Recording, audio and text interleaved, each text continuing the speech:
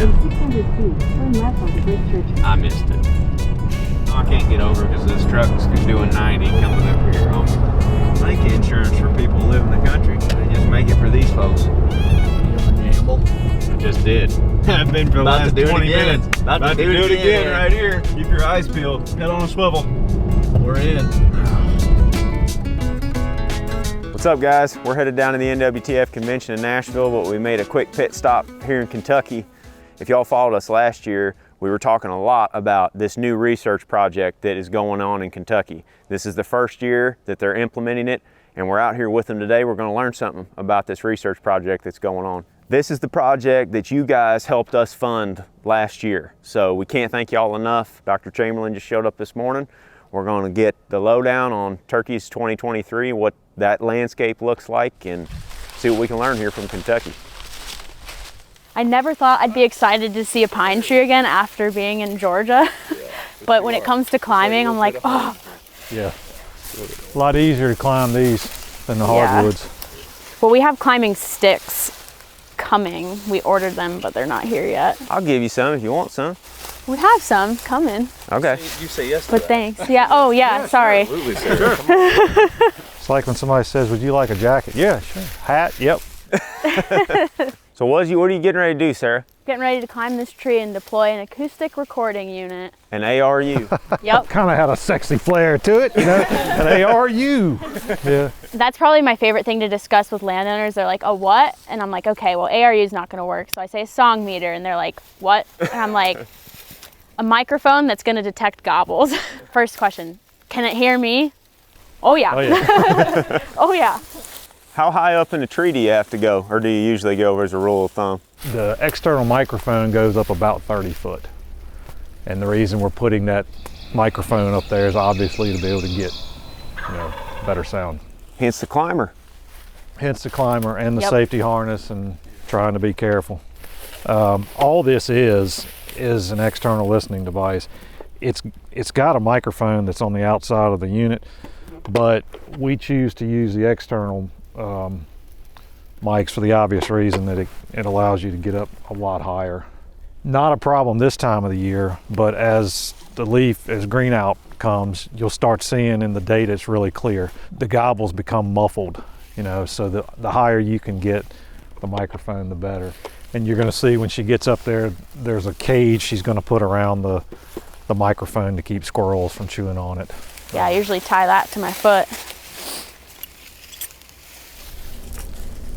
We were just saying you got to look up the whole time because you don't know if a drill could drop on your head. That has almost happened before. Yeah, so basically, you know, what Sarah's done is she scaled up about 25 feet, put the microphone up, put the little guard around it to keep critters from chewing on it. Then she'll scale back down, and we put the song meter up about 10 feet-ish, just high enough to keep people from messing with it. We're hoping people don't, for obvious reasons. These are about $1,000 a piece. But these things, like we talked about before, they listen constantly, so all ambient sound in the environment is recorded. So we're just collecting information on turkey gobbling. But if somebody were interested in any other bird call or animal. Yeah, anything that makes a noise. Yeah. People are using them now to quantify boat disturbance and all kinds of stuff. Yeah. You guys pick up shotgun volleys. Yeah, we get shotgun. In fact, shotgun blast are one of the things that the neural network picks out as being a turkey gobble because it's in that same frequency. Yeah. While Sarah and Mike are getting the ARU hung behind us here, I want to introduce Zach Danks here from Kentucky and let him kind of tell us about what the agency's got going on with this project. Yeah, so this is a great opportunity for the state to get some research from top researchers, the same type of research that's going on elsewhere. As a state agency, we want the best science possible to help us inform how we set regulations. So what they're doing here is going to be particularly interesting because the gobbling data is going to tell us when most of that's happening. I mean, I have always gotten complaints from hunters that say our season comes in too late. Sure. Because compared to some of the southern states that they've done work in, our season comes in later. like Missouri and some of the farther northern states. We think our season's timed pretty appropriately based on the breeding chronology and the timing. But this gobbling data, I mean, more data than we could ever get by sending staff out doing surveys. Oh yeah. I mean, it's just going to be a wealth of information to help us evaluate how our seasons are set. Here, this is mostly a hardwood-dominated state. So again, we can learn from research done elsewhere, but there's no replacement for getting research done here. Is that how it's been going in Kentucky? Is this kind of region-specific declines? At least is that what we get complaints statewide? Okay. Concern from hunters and comments about it. So in addition to this one, working with Dr. Cohen and another graduate student on a statewide gobbler banding project, and actually they're doing the same in Tennessee. So Kentucky and Tennessee, we're banding gobblers all across the state, and then from that we'll be able to get regional differences in harvest rates. So in that study, we're looking at, well, how much hunting pressure are we putting on the population? In a state like ours, we're pretty conservative. We start later, 2 bird bag limit, compared to, your Alabamas or Georgias that had things like that. Ours has been 2, and we've come in middle of April for years. So how do we compare to Tennessee? They've just changed some of their regulations, but historically they've been twice as long a season and twice the bag limit, that kind of thing. So anyways, it's just two types of research projects that got going on that's going to help us get information we need. I like it. Yeah, the only other thing, I guess, is we do a survey every summer that a lot of states do as well, and it's just a summer brood survey. So is that volunteer-based? It's volunteer, yep. Our staff do it when they're out traveling about for work, but anybody that's interested can contact me, jump on our website and find out. But July and August, you're driving around the state, you see turkeys, we got an app, record it. Again, other viewers in other states, your agency's probably doing it too. But it's real important that a lot of people participate in that. Absolutely, and it's important because not just Kentucky viewers, but other viewers in your state report your observations, because we're looking at this nationally. We're pooling information, but for us at a state level, it gives us an idea of what that year's hatch was like. Citizen science is real important because we can't be everywhere. Right. Yeah, and a lot of people want to know what they can do right now, because this is an issue, and not just Kentucky. It's all over the place. But like, if a lot of you are out there, that's what we get questions about. Is like, I'm concerned about turkey populations. What can I do? That's one thing you can do. That's pretty dang easy to do. Absolutely. Is just help your state, by filling out those surveys and stuff. Yep. And we'll post a link to that, so people can find that. We certainly appreciate it. Yeah. All right, Chrissy, that's right? Yep, you got it, Dr. Christine Casey. So what are you studying involved with this project?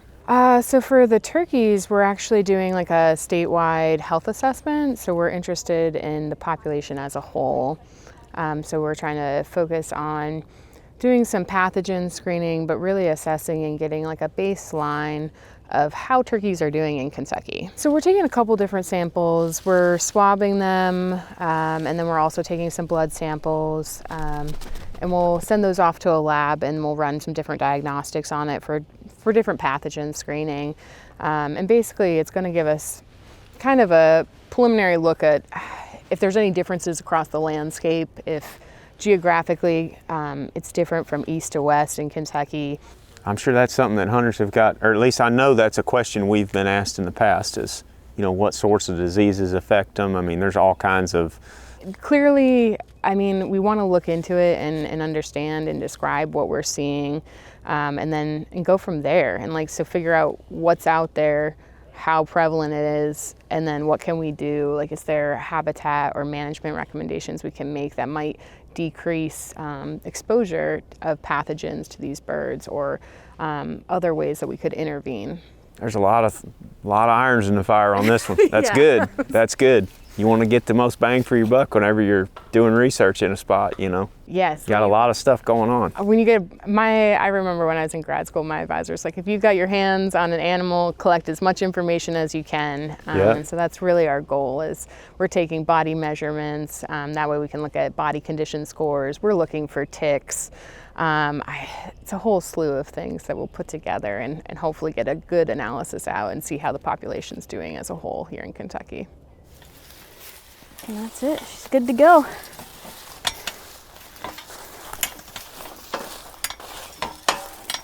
That'll whack you real good.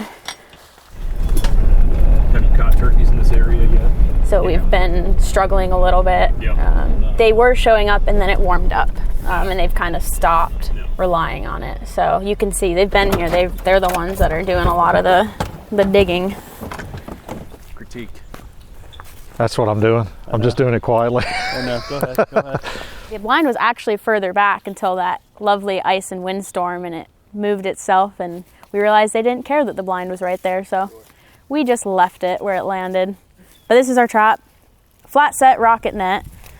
How long does it take you to set one of these up? It depends on the site. If we're doing it at night, which a lot of our sites we've actually been going and setting up in the middle of the night, because the birds here haven't been super predictable, so we just go in under the cover dark and get it done. That takes about an hour and a half to 2 hours, just because you're working under red light and you're quite literally hands and knees, like crawling to feel for like little twigs and stuff where you're rolling your net out at. So that takes considerably longer. I'd say we've gotten a daytime setup probably to like 40 minutes. So we've got a net and 3 rockets under here. Then you got a cell camera on it? I do. So we have it upload every 2 hours, photos to me. Not that there's anything I can like act on quickly when I'm sitting at another trap site. It's actually kind of depressing, I've realized. This is my first year with them, and you're getting a photo of birds at one of your other traps, and you're like, nothing you can do. It's like hunting a buck and, you know, getting cell cam pictures while you're in one stand that he's at the other stand. Yeah. I don't think I'll Very ever use them for frustrating. that reason. So the way these nets are set up, this is ideal because it's flat ground. So when you're setting these up, and we'll show you, the net is folded like an accordion, right? So it's sitting on the ground, and it deploys top layer, second layer, third layer as it's going out. So if it catches on anything, it slows down the momentum of the net. So you don't want sticks or stobs or anything like that to slow down the net as it's being deployed. Sometimes you can just put the net out and not even cover it and catch birds. I've done that a number of times, but most of the time you have to cover it up and conceal it. And like Sarah will show you, there's a wire that runs to the blind to detonate the net. Turkeys and black objects look like snakes. Yeah.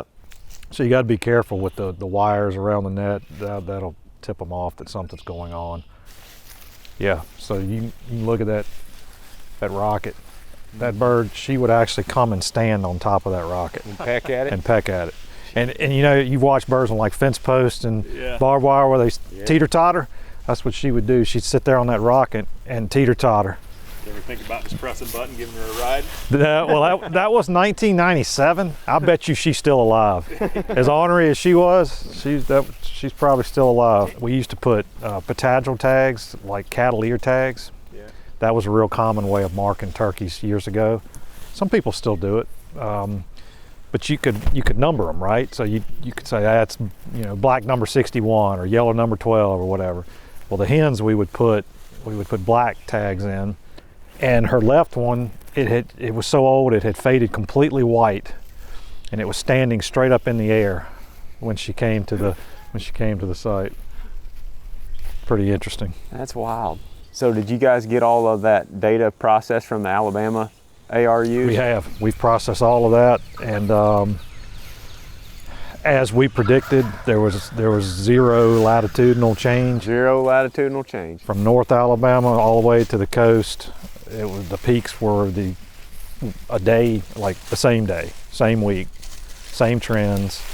On the private sites. I'll be darned, because that's a question a lot of folks have. And that was why you guys did that the way that you did, was because that people, like Alabama's that long, narrow state up and down. So yeah, same. So you think same trend in Georgia, Mississippi, same states, basically latitudinal gradient from the coast. But all the way down south, those match the ones up north. Yes, there was no difference in peaks and gobbling from north to south. We all like to come up with these reasons why they ain't gobbling. These theories, but that's not really that far.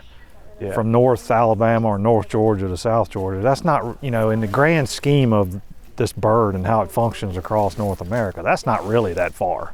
And we see the same trend with our nesting data.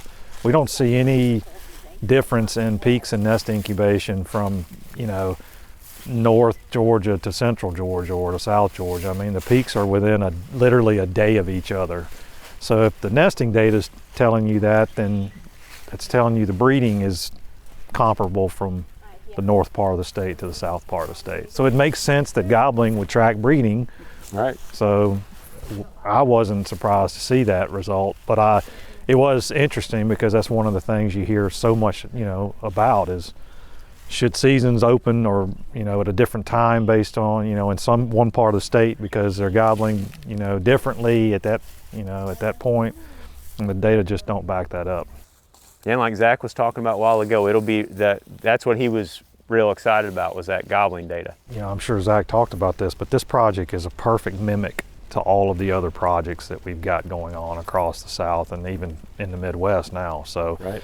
the methodology that we're using, the approach that we're taking, the data we're collecting is all the same. It's all identical. So this is going to be a really good piece of information that comes out. We're mid-latitude in the United States, so it's right in the center of the country. Kentucky's seen some of the same issues with declining populations that a lot of states have seen, and there's been a lack of research in Kentucky for quite some time, and Oh, it's a big turkey hunting state. Yeah, sure. Big time. Kentucky, Tennessee, both.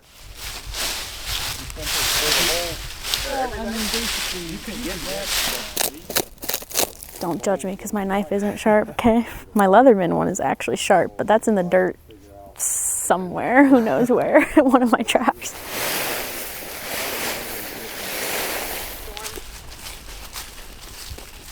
Before we roll out of here, I guess just kind of give me a big picture view of what it looks like. We've discussed that the last few years for turkeys, but has anything changed in the last year, or are we still on that same trajectory? I'm a year older. Feel a lot older. I think the data the last couple of years has pretty much been consistent with where things were. Like we were talking about off camera, there are some states that have seen some increases in some of the productivity metrics they've been collecting the last couple of summers, which is a positive sign. Yeah. On the other hand, there's a number of states that made various changes to their season structures this past year. Ohio and Oklahoma and Kansas, and states that made those changes because they were concerned about the numbers dwindling in their state. So I think we're seeing some positives, and we're seeing some continued concerns across the species range. But the challenges we're facing are not unique. I mean, we faced challenges with this bird before. We just have some work to do. So yeah. Sarah's thesis work, for instance, was a genetics-driven thesis. She finished right before she started here in Kentucky, and I mean, some of what she found was just completely. I mean, we had no idea what we would find when you start looking at relatedness within these flocks of birds, and some of these things that we thought would be uniform across the landscape are not.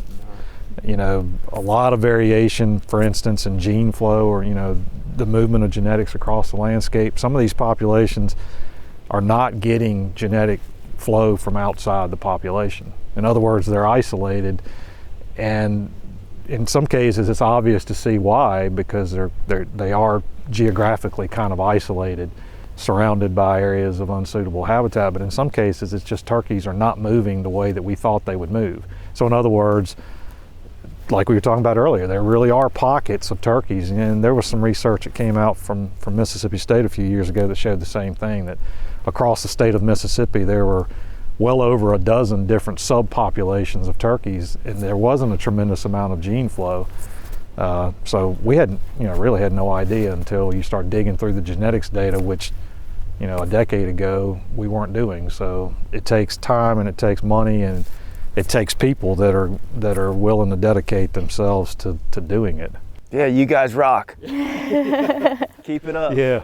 Every time we go to these deals, that's what we're always talking about when we leave, is like how much dedication and hard work that goes into all this that people never see. like y'all just sitting in these blinds day after day after day after day. And they're so well paid too. Well, I was saying, like, what did you do before smartphones? I mean, like, literally, you know, I like, read Lonesome Dove 7 times one summer. I was like, I would have just read Harry Potter again and again and again. Yeah. But, you know, the other thing, like, it's not just the technology that we put on these birds or put out on the landscape that's better. At the same time, we're getting all this data. Satellite data is getting better and better and better. And so, like, when we were working together and I was a postdoc for Mike, you were getting layers that were like, okay, this is what the landscape looked like from a satellite point of view about 4 or 5 years ago.